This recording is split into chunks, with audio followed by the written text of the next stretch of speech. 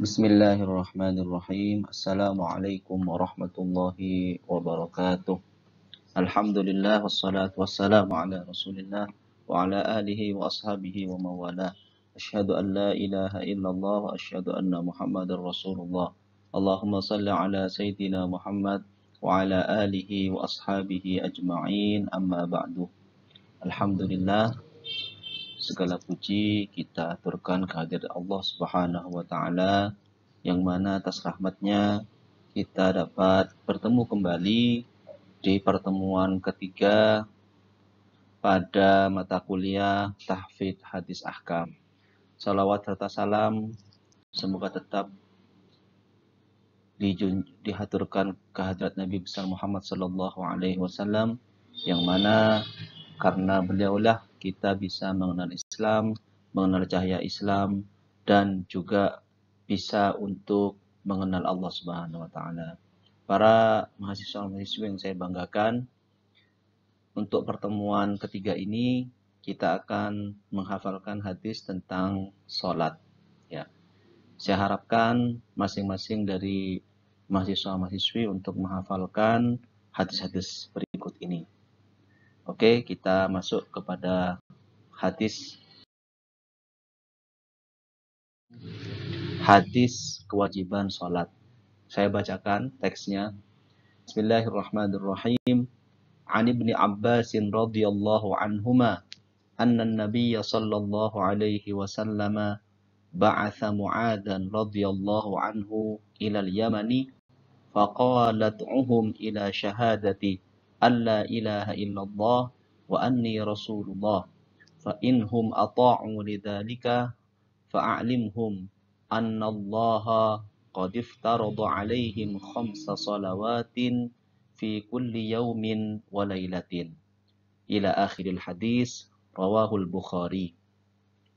Diriwayatkan dari Ibnu Abbas radhiyallahu anhu bahwasanya Nabi Muhammad sallallahu alaihi wasallam telah mengutus Mu'adz radhiyallahu anhu ke Yaman, lalu beliau bersabda kepadanya, ajaklah mereka penduduk Yaman untuk bersaksi bahwa tidak ada Tuhan selain Allah dan sungguh aku adalah utusan Allah. Jika mereka menaatinya, maka beritahukan mereka bahwa Allah telah mewajibkan kepada mereka 5 salat dalam sehari semalam. Nah, hadis ini menjadi dalil atas kewajiban salat 5 waktu. Di dalam hadis ini diriwayatkan oleh Abdullah ibnu Abbas, ya, salah seorang sepupu dari Rasulullah Sallallahu Alaihi Wasallam, yang mana beliau dikenal dengan julukan Turjumanil Quran, orang yang paling paham terhadap makna-makna dari Al-Quran.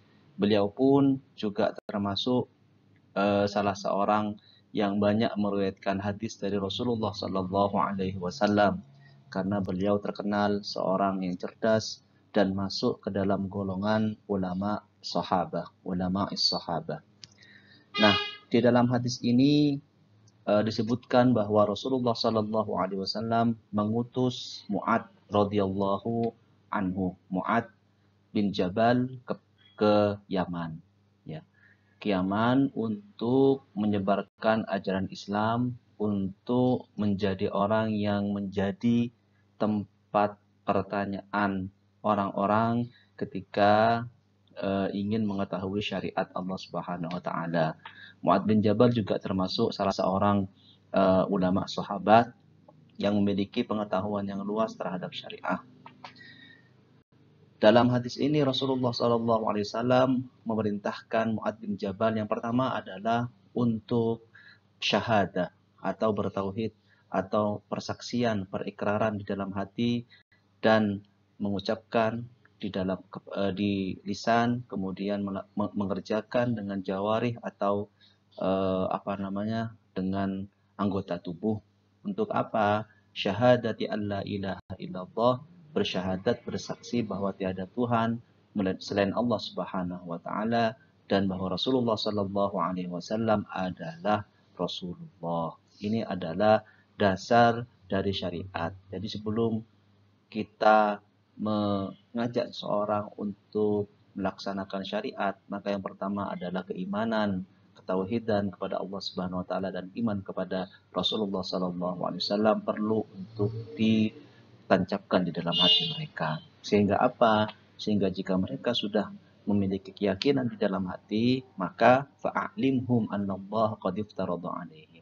Baru kemudian syariat itu dikerjakan. Nah, syariat di sini adalah yang pertama adalah iftaradu alaihim khamsa salawatin fi kulli yaumin wa lailah, bahwasanya Allah telah mewajibkan kepada mereka 5 salat dalam sehari semalam. Nah, ini hadisnya panjang dan saya meringkas dan menyebutkan hadis ini secara ringkas agar mudah dihafalkan. Cukup menjadi sebuah dalil bahwasanya di sini ada hadis tentang kewajiban sholat 5 waktu. Oke, lanjut kepada hadis. Ini hadis tentang waktu-waktu sholat. Ya, hadis tentang waktu sholat.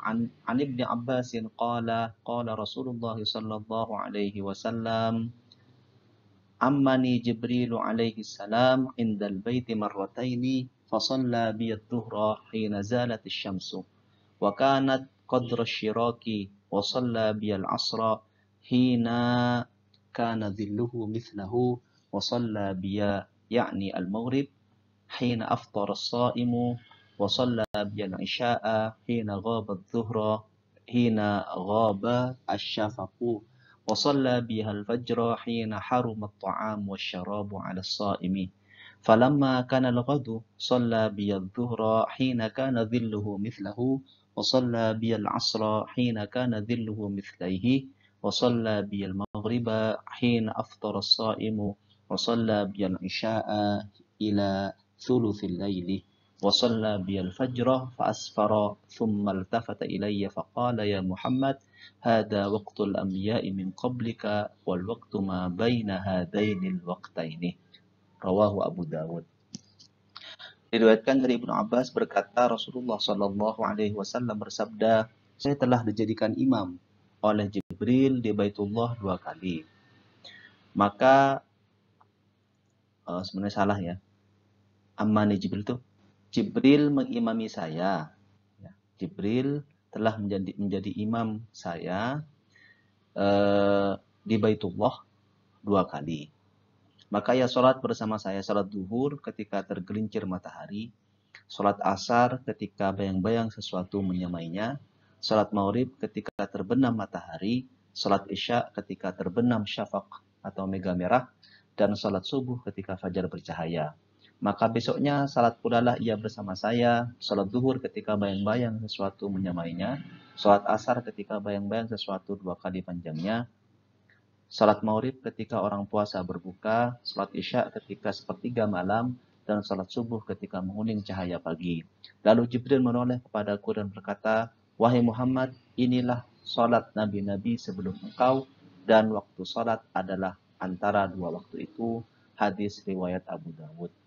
Hadis ini juga diriwayatkan oleh Ibnu Abbas ya, seperti tadi juga Abdullah bin Abbas.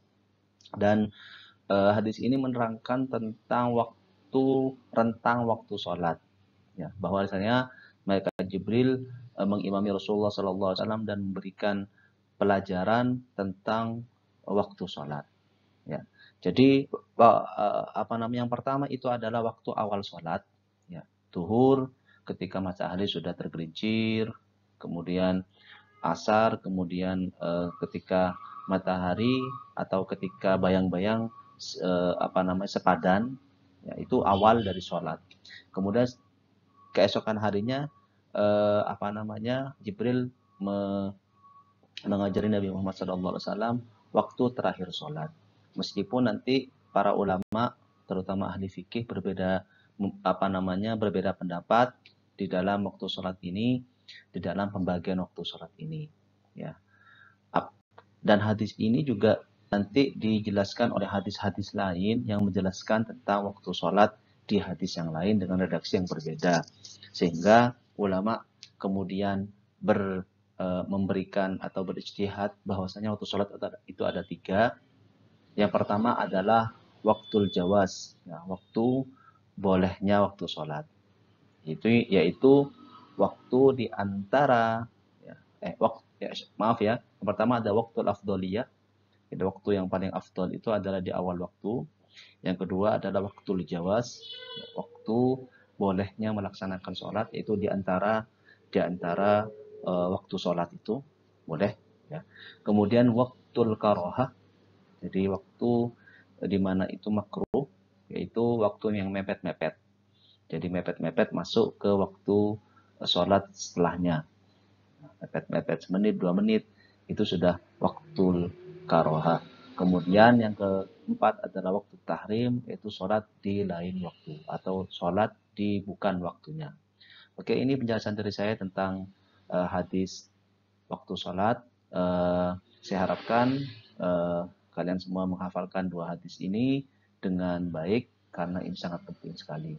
Untuk hadis tentang tata cara sholat silahkan dicari sendiri karena banyak versinya dan banyak sekali panjang. Saya agar kalian tidak terlalu